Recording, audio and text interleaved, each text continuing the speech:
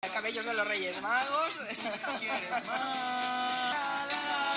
Hablando de radio, que hemos cerrado el 2024, que era el año del centenario de la radio, pero nosotros queremos seguir haciéndoles un guiño porque hemos descubierto que los radioaficionados, la radioafición, está más viva que nunca. Es una sorpresa porque pensábamos que con internet, las nuevas tecnologías y todo eso iba a perjudicarse a esa afición, que quien la tiene, pero vamos...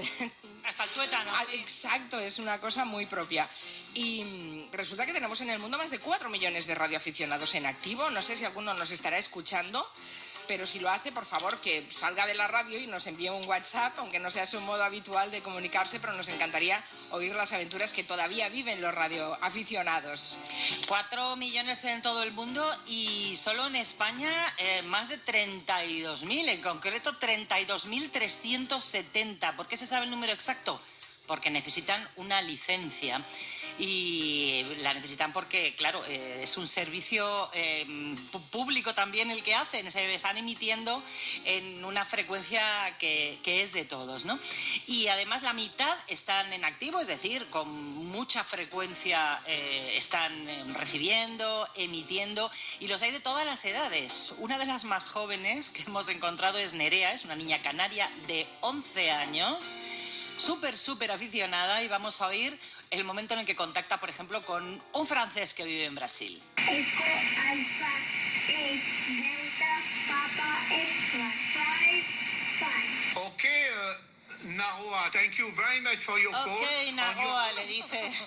Oye, pero 11 años es una pionera, bueno, es muy precoz, ¿no? Es Precoz. una radioaficionada muy precoz. Es brutal esto, ¿eh? Sí. Me encanta que el francés que vive en Brasil no conozca el nombre de Nerea, pero está contentísimo de oír una voz tan joven al otro lado del mundo. Bueno, son los radioaficionados, además, desde hace tiempo también digitales, y eso atrae a mucha gente joven y hace que no estén en absoluto desfasados, sino más bien lo contrario. Aquí en nuestro país, más de 7.000 de los más de 32.000 que hay pertenecen a la Unión de Radioaficionados Españoles, que tiene un presidente, Víctor Espínola, pero mejor que se presente él con su nombre de radioaficionado, que se deletrea con el mismo código que los aviones. Yo soy Eco Alfa 7 Foxtrot Uniform November. El indicativo de EA7 FUN. Las dos primeras letras, EA, es el prefijo de España, ¿vale? Como las matrículas. El número 7 corresponde al distrito, que en mi caso es Andalucía, porque yo estoy hablándote desde Sevilla.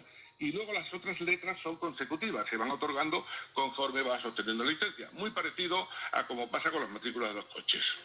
Ah, tiene su cosa, ¿eh? Es fantástico. ¿Tienes? O como se diría en radioaficionado, Foxtrot Alfa Uniform. Fantástico. Efectivamente, aprende rápido, Guillem. Bueno, decíamos que como utilizan el espacio radioeléctrico, que es un bien público, necesitan un permiso. Este permiso lo otorga el Ministerio de Transformación Digital. Hay que pasar un examencillo.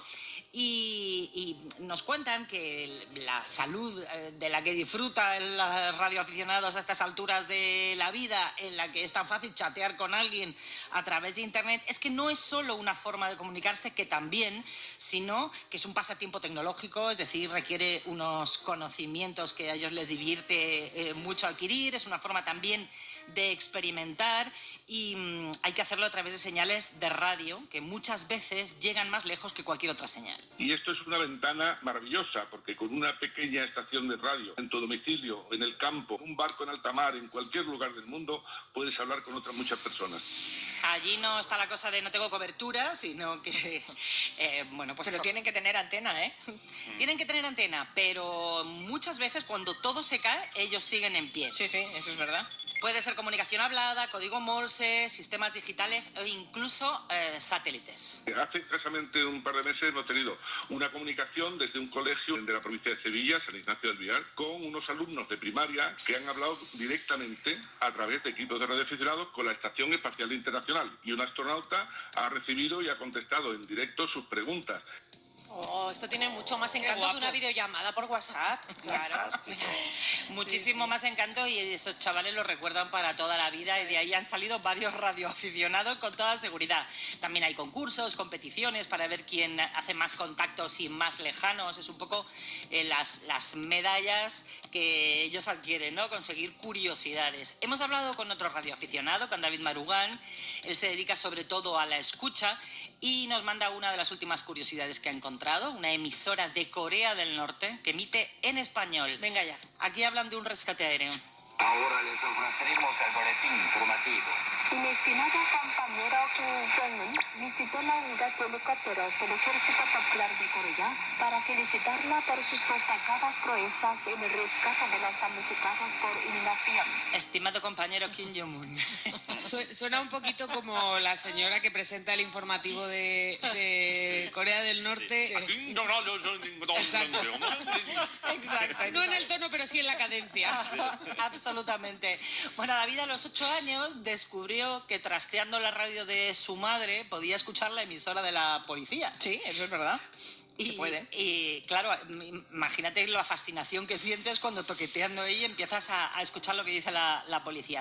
Eso le enganchó ya definitivamente, y en esas navidades pidió de regalo una emisora de radio. Unas navidades, pues hace más de 40 años, me compraron una emisora de segunda mano y que lleva una antena de coche y una fuente de alimentación. Como pudimos la instalamos en un cuarto piso en Madrid, y pusimos la antena en la barandilla, y yo recuerdo que a los pocos días, una noche, estuve hablando con una persona de Colombia y esto me dejó fascinado, ¿no?, para el resto de mi vida, ¿no? De hecho, yo se lo contaba a mis compañeros en el colegio y no lo creían, decían que era imposible. Y era perfectamente posible. Nos cuenta, además, bueno, que los radioaficionados que se quieren divertir, claro, que es una afición, pero que además de esa finalidad lúdica también es un servicio social. Incluso te pueden obligar a poner al servicio de una emergencia, por ejemplo, tus repetidores o tu posibilidad de comunicarte en ese momento, ¿no? En España el primer comunicado de emergencias emitido por un radioaficionado es de 1929. Un mallorquín avisó a Comandancia de Marina de que un hidroavión había amerizado, que estaba en apuros, y gracias a su aviso lo pudieron remolcar hasta Ciudadela, y desde entonces han contribuido en infinidad de catástrofes y acontecimientos de todo el mundo. En el terremoto de México, en la guerra de independencia de Angola, en tender puentes humanitarios, por ejemplo, en emigrantes en Latinoamérica, o por ejemplo en Egipto, cuando Hosni Mubarak fue destituido en las primaveras árabes, bloqueó todos los medios de comunicación tradicionales de GSM y telefonía, y fueron los radioaficionados que estaban allí, muchos de ellos los que tuvieron que sacar a los periodistas occidentales la información, porque no había manera de sacar nada. Y hablamos de 2011, no estamos hablando de hace 80 años, ¿no? Esto el Facebook y el Instagram no te lo hace, ¿ves? Es verdad. Hombre, recordad, no había manera de comunicarse en un momento dado, y yo he alucinado con el papel que siguen jugando los radioaficionados, aparte de pasarlo bien, ¿eh?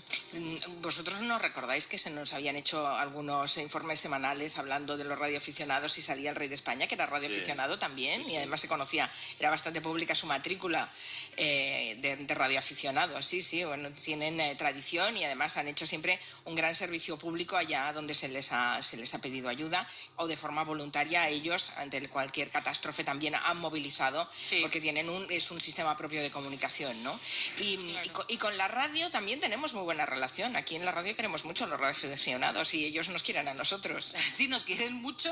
El radioaficionado, además, como lo que quiere es escuchar señales de radio de todo el mundo, cuanto más lejanas mejor. Con frecuencia las radios convencionales reciben el contacto de un radioaficionado que te pide luego que des fe de que efectivamente han podido escucharte, ¿no?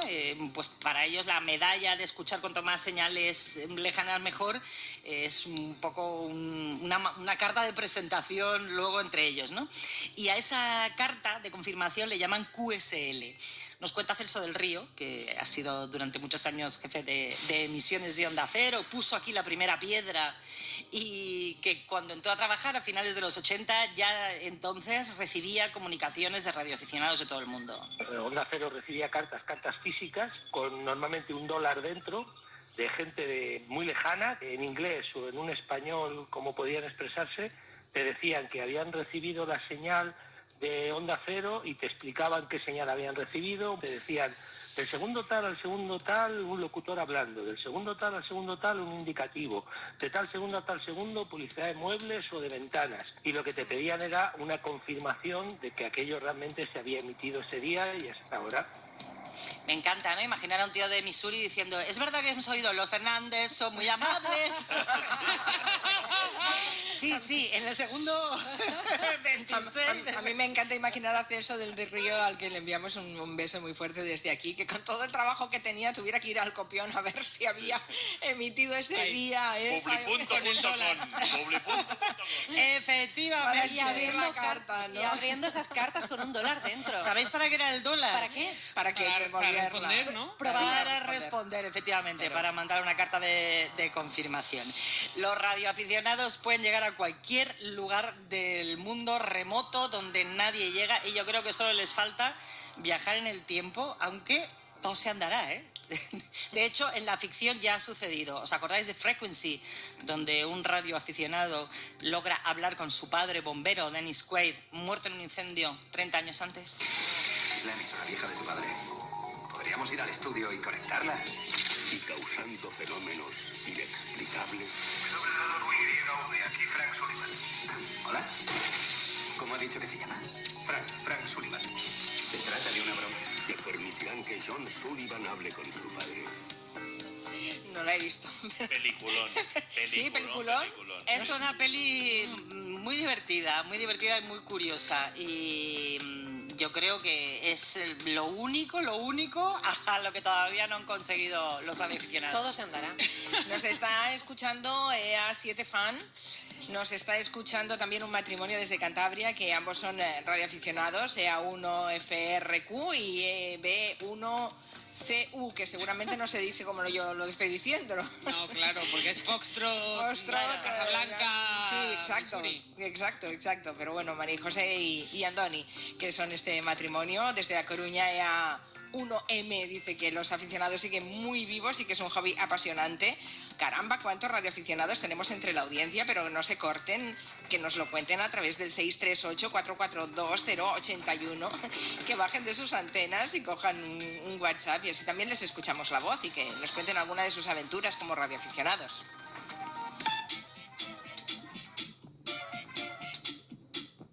Hay que hacer la pregunta del primer sábado del año, después de vacaciones de Navidad. ¿Cuánto, Clara?